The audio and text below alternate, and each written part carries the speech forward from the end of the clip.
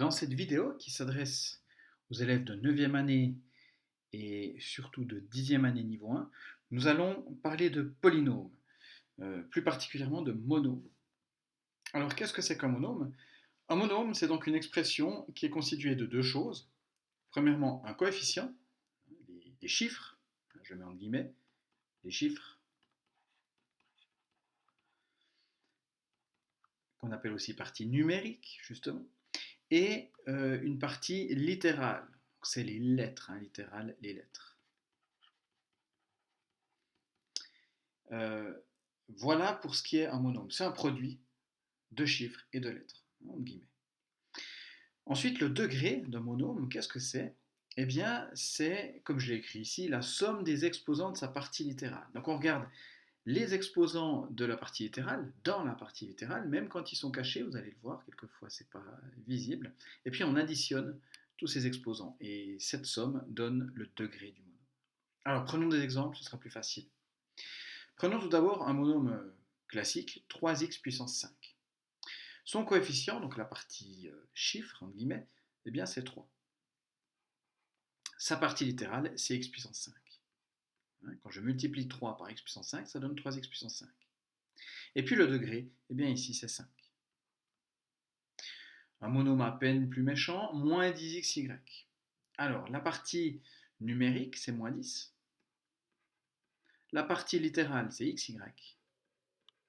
Et le degré, alors là, c'est là que je disais, quelquefois les exposants sont cachés. Ici, on pourrait croire qu'il n'y en a pas, mais en fait, c'est x puissance 1 et y puissance 1. Donc ça fait 2. Troisième exemple, on a un coefficient qui vaut 7,5, une partie littérale qui vaut x carré y cube, et un degré qui vaut 2 plus 3, 5. Exemple suivant, un cas un peu particulier où on n'a pas de partie littérale. Donc oui, ça peut arriver, les nombres sont des monômes. Des monômes qui n'ont pas de partie littérale. Et leur valeur, c'est le coefficient. Donc ici, 5. Le degré, c'est 0. Dernier exemple. Alors un exemple où c'est le coefficient, la partie numérique qui est cachée. Parce que la partie littérale, c'est x, y, z cube, ça on le trouve facilement. Le degré, c'est donc 1 plus 3, donc 5. Mais le coefficient n'est pas visible, mais en fait, ça, c'est combien de fois x, y, z cube? C'est une fois. Donc le coefficient vaut 1.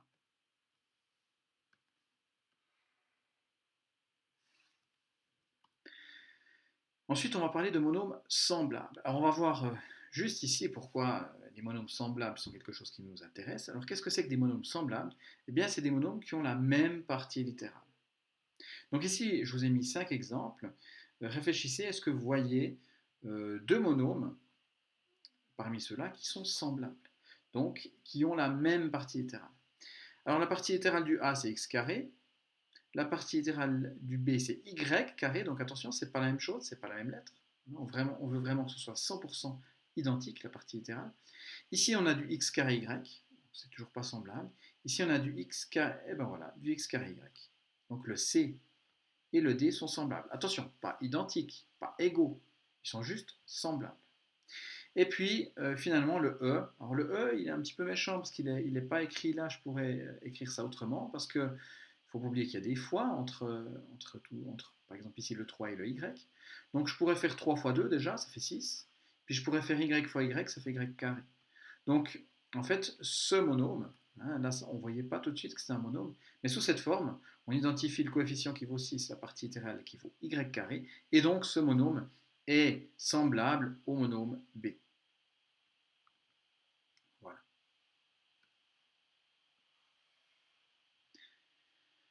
Maintenant qu'on sait ce que c'est des monômes semblables, on peut additionner des monômes. Alors pour ça, la règle est la suivante. Déjà, si les monômes ne sont pas semblables, je ne peux pas écrire autrement la somme. C'est-à-dire je peux les additionner, mais je ne vais pas pouvoir écrire ça différemment. Exemple, si je fais x plus y, c'est pas semblable. X et y, ils n'ont pas la même partie littérale, donc je ne peux pas aller plus loin. Je peux l'écrire ça, x plus y, pas de souci. Mais je ne vais pas pouvoir dire c'est égal à 2, je sais pas quoi. Non, je m'arrête là. Mais s'ils sont semblables, et j'insiste vraiment sur le semblable, il faut que les monômes soient semblables pour qu'on puisse les additionner. Eh bien, comment on fait pour les additionner? On compte combien il y a de ces parties littérales, hein. On additionne les coefficients. Par exemple, ici, il y a un exemple que je vous ai fait. Si j'ai 5x carré et 2x carré, alors déjà on voit qu'ils sont semblables. Et donc ça en fait combien des x carrés? Si j'ai 5 pommes et j'ajoute 2 pommes, ça fait 7 pommes. Donc si j'ai 5x carré plus 2x carré, ça fait 7x carré. Voilà. Pour les exemples suivants, si j'ai ici 4y cube et y cube, alors déjà, est-ce qu'ils sont semblables ces deux monômes? La partie littérale du premier, c'est y cube, ici c'est y cube aussi, donc oui, ils sont semblables. Et donc je vais additionner les coefficients. Alors ici, il y a 4y cube, puis là, il y en a combien? C'est caché, mais c'est 1. Donc au total, j'en aurai 5. Exemple suivant, 9 moins 9x carré y et plus 9x carré. Alors, c'est pas semblable. Ici, j'ai du x carré y, là, j'ai du x carré. Donc, étant donné que c'est pas tout à fait semblable, c'est pas tout à fait la même partie littérale, disons, eh bien, je peux pas les additionner. Donc, soit je réécris la même chose, soit je permets d'écrire juste ça comme ça. Exemple suivant, j'ai du x cube et du x carré. Donc, à nouveau, c'est pas la même chose, hein, c'est pas semblable, donc je ne peux pas additionner. Ou plutôt, je ne peux pas écrire ça différemment. Je peux tout à fait écrire ce calcul. Exemple suivant, alors cette fois-ci, j'ai du xz et du xz. Donc j'ai plus qu'à compter combien j'en ai. Ici j'en ai 6, là j'en ai 4,5. Donc au total, j'en ai 10,5. Exemple suivant, et c'est là que les choses un petit peu plus compliquées commencent. J'ai du x cube, j'ai encore du x cube, et là j'ai du nombre. Donc ça veut dire que je vais pouvoir additionner ces deux premiers termes, mais que le plus 1, je ne pourrai pas. Donc je le laisserai à la fin. Donc ça en fait combien des x cubes? Ça en fait 10. Et puis, ma foi, j'ai le plus 1, c'est pas grave. Hein, il reste tout seul. Mais j'ai déjà pu regrouper les deux premiers termes. Exemple suivant, alors de nouveau, si je regarde, j'ai du x carré y cube et du x carré y cube. Voilà, c'est semblable. Je vais pouvoir les additionner. Alors j'en ai combien de ces x carré y cube? Là, j'en ai moins 11 et ici, j'en ai 11. Donc au total, ça fait 0. Donc je pourrais écrire 0 x carré y cube, mais ça fait simplement 0. Parce que 0 fois n'importe quoi, ça fait 0. Dernier exemple. Alors ici, j'ai du x cube, j'ai du x carré, du x4 et du x carré. Je remarque que j'ai 2 fois x carré là. Donc je vais pouvoir les additionner. Alors j'en ai combien de ces x carrés? Là j'en ai 4, puis là j'en ai 1. Donc ça en fait 5. Et puis j'ai du x cube, j'en ai 7. Et j'ai du x4, j'en ai 1. Voilà pour l'addition. Pour ce qui est de la soustraction, si vous remarquez, le texte est le même. La seule différence, c'est que je soustrais ici et je soustrais là. Donc de nouveau, attention, les monômes semblables, mais c'est la même règle. Donc on sait que l'addition, c'est finalement la même chose que la soustraction, donc c'est pas étonnant que la règle soit la même. Donc pour additionner ou soustraire des monômes, déjà je soustrais ou j'additionne que des monômes semblables, et pour le faire, j'additionne ou je soustrais les coefficients.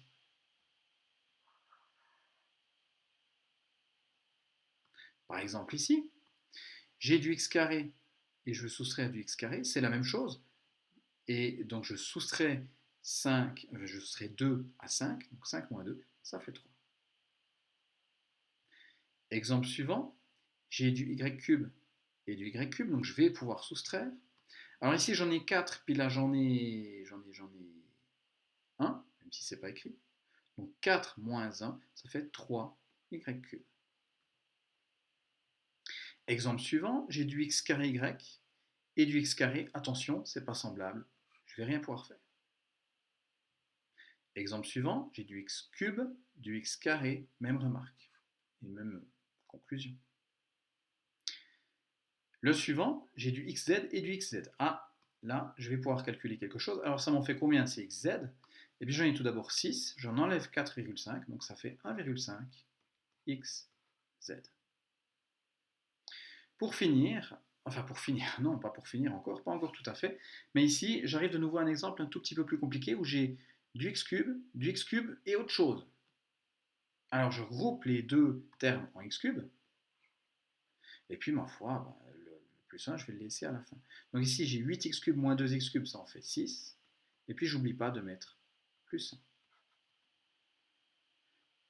L'exemple suivant, j'ai du x carré y cube et du x carré y cube, c'est la même chose. Donc je vais pouvoir les regrouper. Alors j'en ai combien de ces x carré y cube? J'en ai moins 11 et encore moins 11. Donc ça fait moins 22 x carré y cube. Pour finir, un exemple où il y a un petit peu de tout. Ici, il y a du x cube, il y a du x carré, du x4 et du x2. Donc je peux mettre les deux x carrés ici ensemble et le reste, je ne vais pas pouvoir toucher. C'est pas grave. Alors ici, attention, j'en ai moins 4 et moins 1. Donc ça fait au total moins 5 x carré. Et puis j'ai 7x cube. Et j'ai encore, tout seul ici, moins x puissance 4.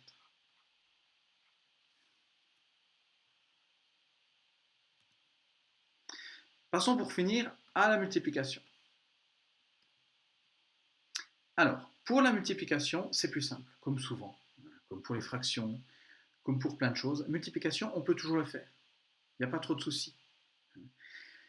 Et puis comment on fait ça? Si on prend le premier exemple que j'ai ici, finalement, il ne faut pas oublier qu'entre le 5 et le x carré, il y a un fois, et puis entre le 2 et le y, il y a un fois aussi. Donc c'est des multiplications partout.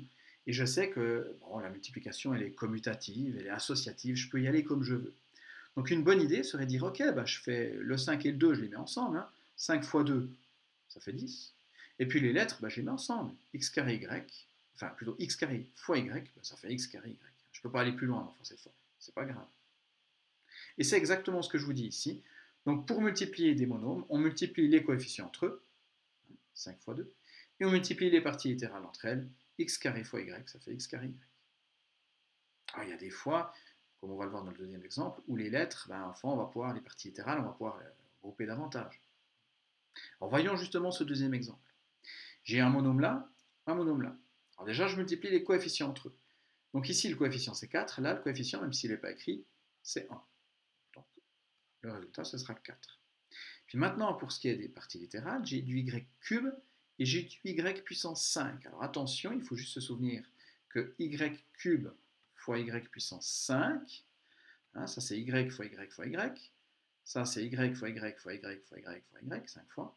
Donc au total, j'ai y fois y fois y 8 fois. Donc ça donnera du y puissance 8. La règle, quand j'ai la même base et que je multiplie, j'additionne les exposants.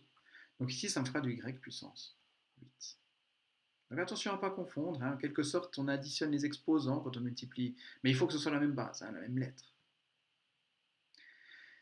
Exemple suivant, j'ai moins 9 comme coefficient et 9. Donc moins 9 fois 9, le résultat ce sera moins 81. Puis pour ce qui est de la partie littérale, j'ai du x carré y fois du x carré. Alors déjà les x, j'ai x puissance 2 fois x puissance 2, donc ça donne x puissance 4. Et il me reste du y. Donc y. Exemple suivant, de nouveau, je fais déjà partie numérique fois partie numérique, 7 fois 3, 21. Et puis maintenant, partie littérale fois partie littérale, x puissance 3 fois x puissance 2, ça fait x puissance 5.